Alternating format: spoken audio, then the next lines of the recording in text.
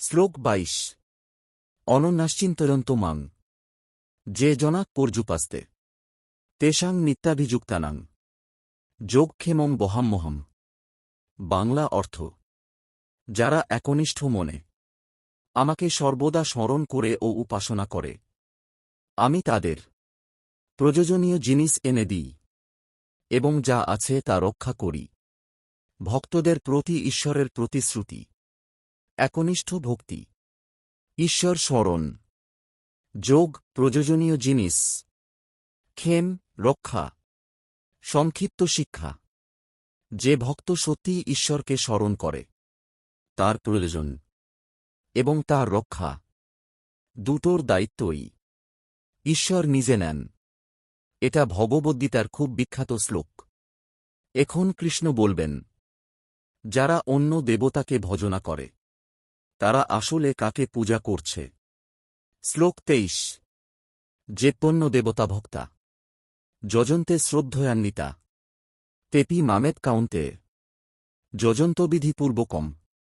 বাংলা অর্থ হে কাউন্তে অর্জুন, যারা অন্য দেবতাকে শ্রদ্ধার সাথে পূজা করে তারাও আসলে আমাকেই পূজা করে, কিন্তু তা সঠিক পদ্ধতিতে নয়।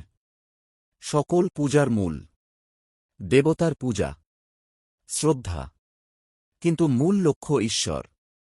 সংক্ষিপ্ত শিক্ষা সব পূজার শেষ লক্ষ্য পরম ঈশ্বরী, কিন্তু সঠিক জ্ঞান ছাড়া সেই পূজা সম্পূর্ণ হয় না। এখন কৃষ্ণ বলবেন তিনি সব যজ্ঞের প্রকৃত ভোক্তা ও প্রভু। শ্লোক ২৪ অহং হি সর্বজ্ঞানাং ভোক্তাচ প্রভুরেবচ নতু মাম্ভিজানন্তি তত্ত্বেনাতস্যবন্তিতে। বাংলা অর্থ আমি সব যজ্ঞের প্রকৃত ভোক্তা এবং প্রভু, কিন্তু মানুষ আমাকে সত্যভাবে জানে না, তাই তারা সঠিক পথ থেকে বিচ্যুত হয়। যজ্ঞের আসল উদ্দেশ্য যজ্ঞ করা, অর্ঘ্য দেওয়া, কিন্তু প্রকৃত ভোক্তা ঈশ্বর। সংক্ষিপ্ত শিক্ষা যজ্ঞ বা পূজার আসল উদ্দেশ্য ঈশ্বরকে সন্তুষ্ট করা। তাকে না জেনে কর্ম করলে মানুষ পথ হারায়। এখন কৃষ্ণ বলবেন কে কাকে পূজা করলে কোথায় যায়। শ্লোক ২৫ জানতি দেবব্রতা দেবান পিতৃন জানতি পিতৃব্রতা ভূতানি জানতি ভূতেজ্জা জানতি মদ্যাজিনপি মাম। বাংলা অর্থ যারা দেবতাদের পূজা করে তারা দেবতাদের কাছে যায়, যারা পিতৃদের পূজা করে তারা পিতৃলোকে যায়, যারা ভূতপ্রেত পূজা করে তারা তাদের কাছেই যায়, আর যারা আমাকে পূজা করে তারা আমার কাছেই আসে। ভক্তির ফল দেবতার পূজা দেবলোক, পিতৃ পূজা পিতৃলোক, ভূত পূজা ভূতলোক। ঈশ্বর ভক্তি ঈশ্বরের ধাম।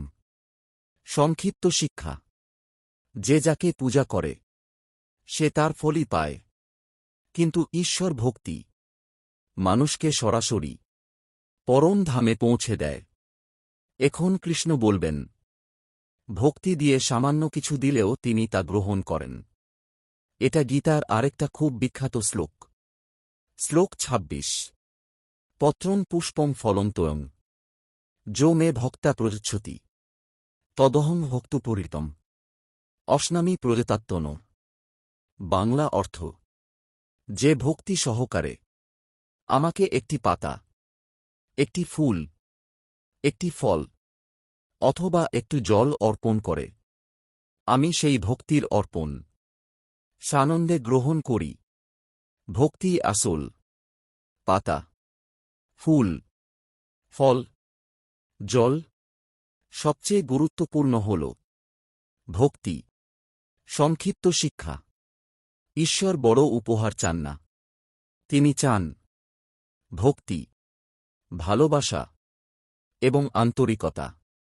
এটা ভগবদ্গীতার সবচেয়ে জনপ্রিয় শ্লোকগুলোর একটি। এখন কৃষ্ণ বলবেন যা কিছু করো, খাও বা দান করো, সব আমাকে উৎসর্গ করো।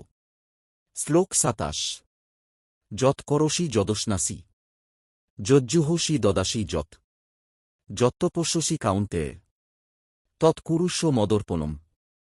বাংলা অর্থ: হে কাউন্তে অর্জুন, তুমি যা কিছু করো, যা কিছু খাও, যা কিছু যজ্ঞে অর্পণ করো, যা কিছু দান করো এবং যে তপস্যাই করো, সব আমাকে উৎসর্গ করো। কর্মকে ঈশ্বরকে অর্পণ, কাজ, খাওয়া, দান, তপস্যা সব ঈশ্বরকে অর্পণ করো। সংক্ষিপ্ত শিক্ষা: জীবনের প্রতিটি কাজ ঈশ্বরকে উৎসর্গ করলে সাধারণ জীবনও আধ্যাত্মিক হয়ে যায়। এখন কৃষ্ণ বলবেন, এভাবে কাজ করলে কর্মের বন্ধন থেকে মুক্তি পাওয়া যায়।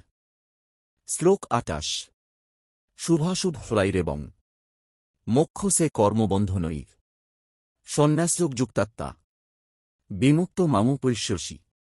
বাংলা অর্থ: এভাবে সব কাজ আমাকে অর্পণ করলে তুমি শুভ ও অশুভ ফলের কর্মবন্ধন থেকে মুক্ত হবে। সন্ন্যাসযোগে যুক্ত হয়ে মুক্ত হয় তুমি আমার কাছে পৌঁছাবে। কর্মবন্ধন থেকে মুক্তি, কর্মফল থেকে মুক্তি, জন্মমৃত্যুর বন্ধন ভাঙা, ঈশ্বরের কাছে পৌঁছানো। সংক্ষিপ্ত শিক্ষা: কাজ করো, কিন্তু ফলের আসক্তি ছাড়া। সব ঈশ্বরকে অর্পণ করলে কর্মবন্ধন ভেঙে যায়। এখন কৃষ্ণ বলবেন, তিনি সকলের প্রতি সমান, কিন্তু ভক্তদের প্রতি বিশেষ কৃপা করেন।